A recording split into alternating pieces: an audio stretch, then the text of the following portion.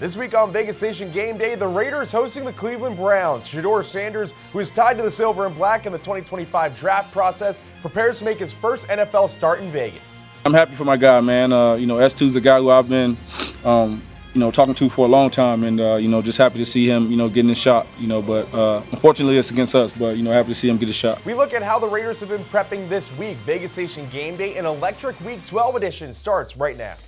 Powered by the Las Vegas Review-Journal, this is Vegas Nation Gameday, presented by D&R House of Diamonds, making luxury affordable. Located in the One Summerlin building in downtown Summerlin. Hello, welcome into Vegas Nation Gameday. I'm Dominic Lavoie. So let's get things going immediately and send things over to Vinny Bonsignore, who's going to be sharing his outlook on the Raiders and Browns game in this week's Vinny's Vision. Well, the Raiders are trying to snap yet another 4-game losing streak. It'll be against the Cleveland Browns, and on the surface, it looks like, all right, that's doable. The Cleveland Browns are 2-8, just like the Raiders. But it's going to be a little bit tougher than that record might indicate. The Browns have a really good defense, and it's led by Myles Garrett, the best defensive end in the NFL. He's already got 15 sacks in 10 games. He's on pace to break the all-time single-season sack record. He's on pace right now to have over 25 sacks. So how do the Raiders deal with that? They haven't dealt with pass rush very well all season long. The 31 sacks that they've given up is the 4th most in the NFL, and they've given up a whole bunch of them the last 2 weeks. That makes sense. They've lost a couple of key players. Obviously, Colton Miller is still out. They lost Jackson Powers-Johnson. They didn't do a very good job of replacing those 2 players, especially Jackson Powers-Johnson. On Monday night against the Dallas Cowboys, it didn't look good at all. How do they rebound? How do they get better in short order? I don't know, because it's probably going to be the same exact offensive line against the Cleveland Browns that we saw against the Dallas Cowboys. If the Raiders roll that line out again, what's to think that they're going to have any more success against the Cleveland Browns and Myles Garrett, a better defensive line than the Dallas Cowboys, than they had against the Dallas Cowboys, and it was terrible against the Cowboys, and that's not even including the 6 sacks that they gave up a week before against the Denver Broncos. So tough sledding for the Raiders. I would expect that the defense is going to have a pretty decent day against the Cleveland Browns. Remember, they're starting Shedeur Sanders. It's his first NFL start. He'll probably struggle. A lot of rookie quarterbacks do. That's just the way it goes. But the Raiders offense against the Cleveland Browns defense, that's where I think it could get a little bit ugly for the Raiders. They're going to have to try to keep up. They're going to have to try to block Myles Garrett. But if they don't, it could be another long afternoon for the Raiders. All right, first up out of Vinny's Vision, we're going to go straight to the injury report. The Raiders with some big names coming up on the injury sheet during the week. Maxx Crosby was limited Thursday due to a knee injury. He was a full participant in practice on Friday. Jonah Lulu, who suffered a rib injury Monday night against the Cowboys and didn't return to the game, was limited all week until being upgraded to a full participant on Friday. Leki Fotu was limited as well on Thursday for a heel problem and was a full participant in practice Friday. And finally, Dylan Parham was listed with an Achilles issue but was not limited in practice all week.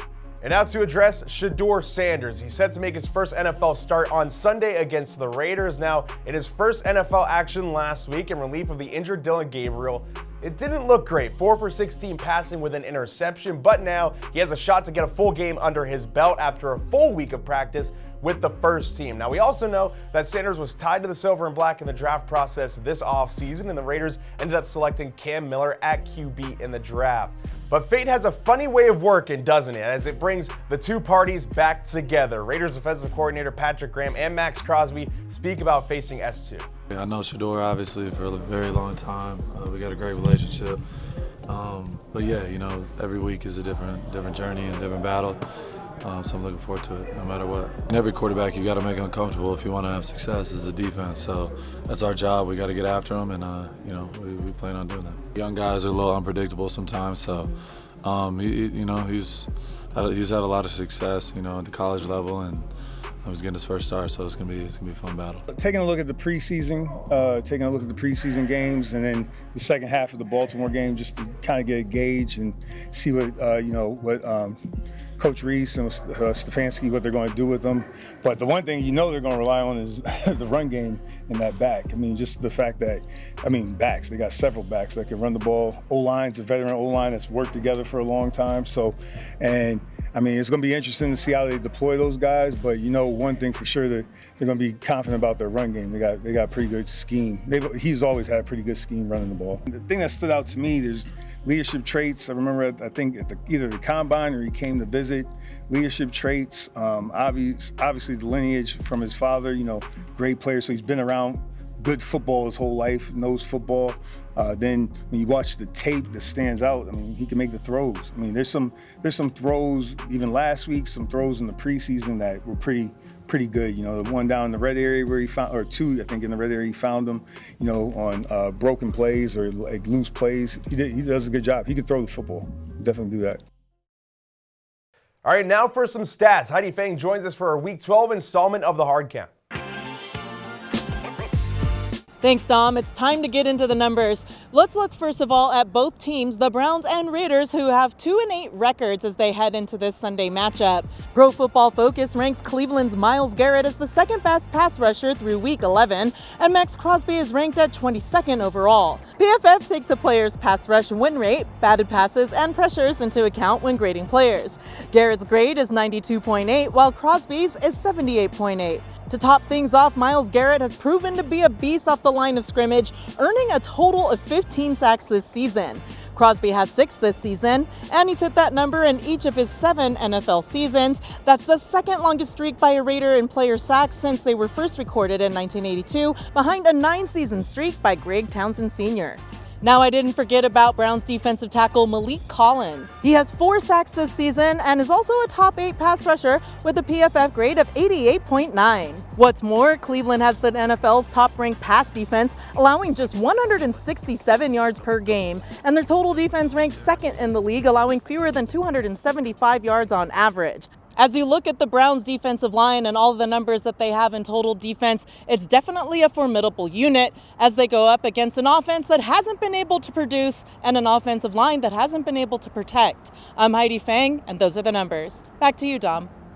All right, we got a quick break coming up, but after the time away, we speak with Tre Tucker as he tells us how he likes to dress on and off the field. Todd Dewey shares the betting lines for Sunday's matchup, and Adam Hill flips the field as he sets his sights on the Cleveland Browns. DNR House of Diamonds is Las Vegas's elite private office jeweler. We specialize in natural and lab-grown loose diamonds, engagement rings, and custom design. If you're looking for lab-grown diamonds, we have one of the largest selections at the best prices in Las Vegas. We make luxury affordable every day. All right, fresh out of the break, let's get things over to Adam Hill for another look at the Cleveland Browns. Hey, it's Adam Hill, and it's time to flip the field. And this week we look at the Cleveland Browns, and that means Shedeur Sanders. All of the hype, all of the talk, all of the focus is about Shedeur. This game was going to be about 2 teams potentially in the running for the number 1 pick, essentially trying to lose for the benefit of the franchise. But now all eyes are on Las Vegas this week because everyone wants to see how Shedeur plays. Last week his debut did not go well. Some of the same things we saw in college showed up at the NFL level, including holding the ball for way too long and trying to escape backwards in the pocket. Defensive coordinator Patrick Graham had a funny line about that. He said, quarterbacks in the NFL find out very quickly that's where the monsters are. Don't run backwards when you're in trouble. That tends to be what Shedeur does. But hey, the Raiders have to take advantage of that. If they don't, if they let Shedeur have a big game, all the talk starts to focus on why didn't the Raiders draft him. They had so much information about him, including from Tom Brady, from all their meetings, from their dealings with Deion Sanders. Why did they pass on him? If he looks like he looked last week, those questions are easy to answer. If he doesn't, if he looks much better and beats the Raiders here in Las Vegas at Allegiant Stadium, those questions start to get louder and louder. And in fact, to that question, someone asked today, what did Pete Carroll see from Shedeur Sanders in that pre-draft process? We visited with him, and I talked to him a little extra, and was just trying to understand, where he's coming from, and realizing that he'd been under enormous pressure growing up, and all that, just naturally with, the pops that he had and all that. And I'm just curious how he's handled it and dealt with it. He's got a really, really good outlook on the world and how he deals with all of the stressors and all of the things that comes his way. I really liked him. He's a piano player, he's well versed, and I was impressed with the kid. But it's more than just about Shedeur Sanders. They've also got Quinshon Judkins, a star running back who's outplayed Ashton Jeanty in terms of yardage this year in one less game. They've also got on the defensive side, top pick Mason Graham. And, of course, Myles Garrett, probably the best defensive player in the league right now. 15 sacks already on pace to set an NFL record. All right, now for the bettors, how about we follow the money with Todd Dewey? The Raiders open as 3-point favorites over the Browns on Tuesday morning after getting crushed by the Cowboys on Monday Night Football. Sharp bettors quickly backed the silver and black, causing the line to climb to 3.5 and to 4 on Wednesday. An oddsmaker told me the main reason pro bettors pounded the Raiders is to fade Cleveland rookie quarterback Shedeur Sanders in his first career start. The total dropped from 37 to 36 in this matchup of two of the league's lowest scoring teams. Ashton Jeanty is plus 101 to score a touchdown in this one, and he pays plus 450 to be the first touchdown scorer. Brock Bowers pays plus 135 to score a TD and plus 575 to score the first TD. Geno Smith is a minus 197 favorite to throw under 1.5 touchdown passes, and a heavy minus 200 favorite to throw an interception. All right, and finally, as football and fashion continue to intertwine with more and more arrival pictures making their ways onto people's timelines, Raiders wide receiver Tre Tucker notably has some pretty relaxed arrival and travel outfits. So what's his fashion strategy? I got a lot of good clothes too, man, but like I'm an athlete, so I always feel like, if I needed to play right now, could I play in these clothes? You know what I mean? Like sometimes when I wear jeans and all that, I'm just like, man, you only wear it for a few seconds, to come in the game, take it off. So for me, I definitely got a lot of stuff in the closet. Not pick and choose kind of, but how I do it. But definitely like to wear, little bit of leisure stuff and be comfortable. And as for caring about the tunnel photos. You mentioned kind of walking into the game. Are you a guy that cares about tunnel pictures or? Nah, not really. You have them and they're cool. And definitely you put on some good stuff, but I think it's cool. For the archive.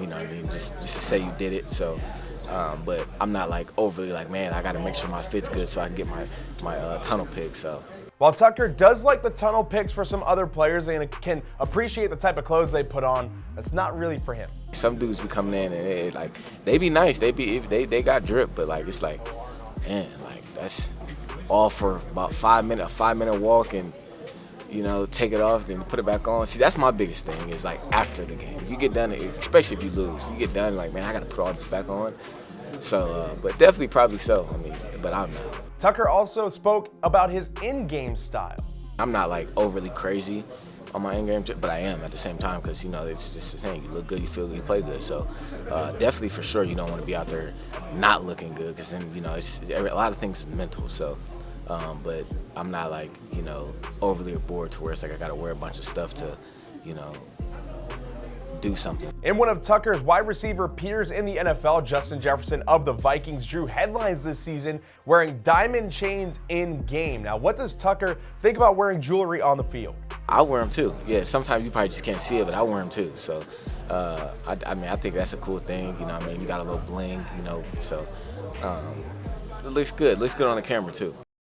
All right, that'll do it here for Vegas Nation Game Day Week 12. Thank you all once again for hanging out with us as we get set up for the Browns game. As always, make sure to stay connected with us on social media at Vegas Nation and on the web at vegasnation.com. Plus, check out the First and 10 post-game podcast after the action wraps up at Allegiant Stadium. But for now, this is goodbye. Enjoy the game, and I'll see you all next time.